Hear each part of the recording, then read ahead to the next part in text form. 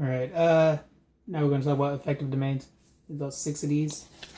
And affective domains does include characteristics that underlie feelings. Psychoanalytical theory was created by Sigmund Freud. He looks at a person's problems and what's the cause of those problems. Or these problems are symbolic, and they come from early relationships. 3 parts of Freud's psychoanalytic theory would be the id, which is a person's basic instincts, the ego, person's intellectual thoughts, the superego, which balances the id and the ego, and it also is the conscious awareness of right and wrong.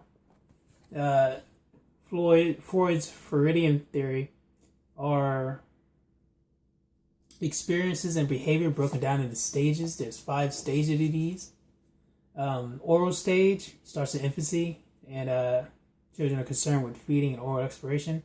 The anal stage is the second one. That starts with toilet training, and it develops self-control. The phallic stage is the third one, and is pretty much your child is becoming aware of the sexual differences between genders. 4 is the period of latency, which is in adolescence, and is the awakening of sexuality. And the genital stage happens in adulthood, where your full sexuality is awakened, and you find pleasure outside of the family.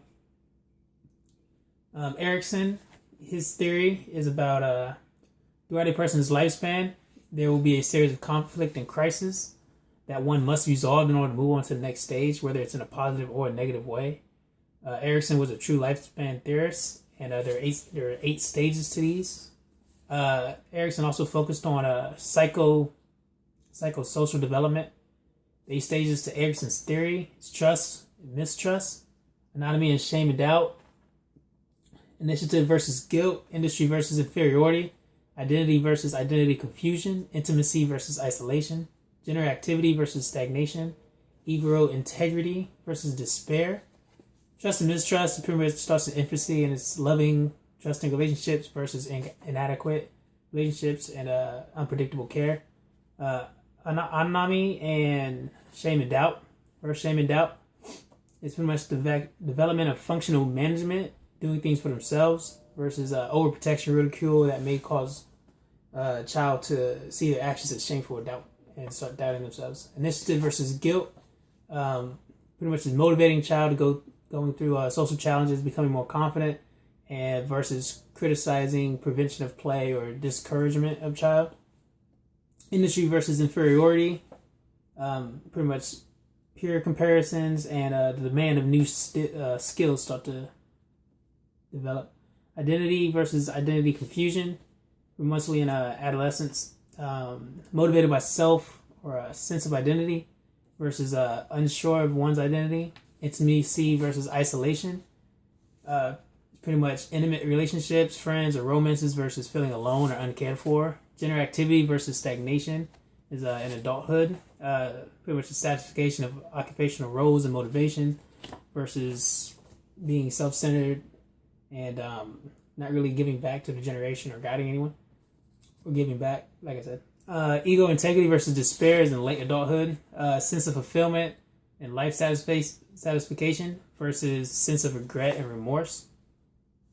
Maslow, his theory was a hierarchy of needs, and there's 5 hierarchies. This how people act towards the priority of their needs. The first, at the lowest level, you're going from 5 to 1, like in a pyramid. The first level is physiological needs.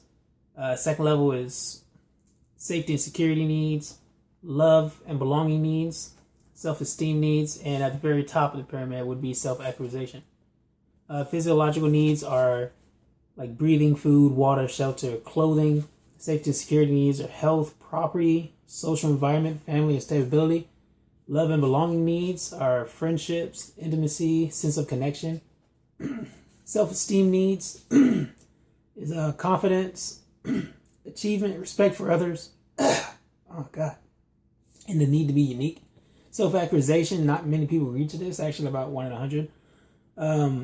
Pretty much includes morality, creativity, acceptance, experience, meaning of inner potential. Kohlberg's theory focuses on moral development. There's 3 levels to moral thinking. The three levels are pre-conventional stage, conventional stage, and post-conventional stage.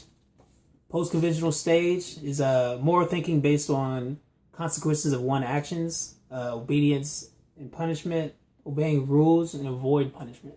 Conventional stage would be the adolescent years, interpersonal relationships. They're like, are you a good boy or you a bad girl? I mean, good girl, good boy. Maintain social order, laws, rules, duty, respect of authority. And post-conventional stage happens in adulthood. Pretty much you focus on your individual rights, follow self-chosen morals, principles that are not set by others, and have different values, opinions, and beliefs. Universal principles is just another terminology. Pretty much there's two of them. Universal ethics and internationalized principles of justice. Temperament is the disposition of response. And that was created by Chess and Thomas through observation of children. 9 observations of temperament would be activity, rhythmicity, approach and withdrawal, adaptability, intensity, mood, persistence and attention span, distractibility, and sensory threshold. Activity is pretty much how your child interacts or responds with an activity. Are they always moving something around, or they do it like in a more relaxed style? These are just reactions. They're not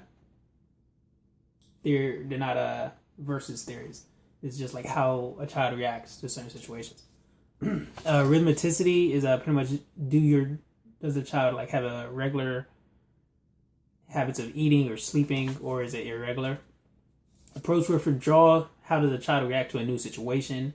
Do they move towards new people or things? Or do they kind of like shy away from people and things? Adaptability is can a child adjust to change or plans easily?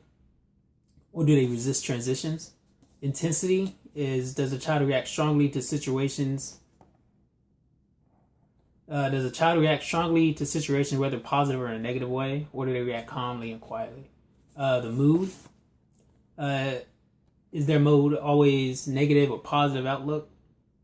Does their mood shift frequently? Or is it even tempered? Persistence and attention span. Does a child give up as soon as a problem arises, or do they keep trying? Does a child stick with an activity for a long period of time, or do they like tend to wonder? Like, does their minds tend to wonder? Distractibility. Is a child easily distracted, or can they stay current with an activity while external stimuli is occurring? Sensory threshold is a child bothered by external stimuli, food,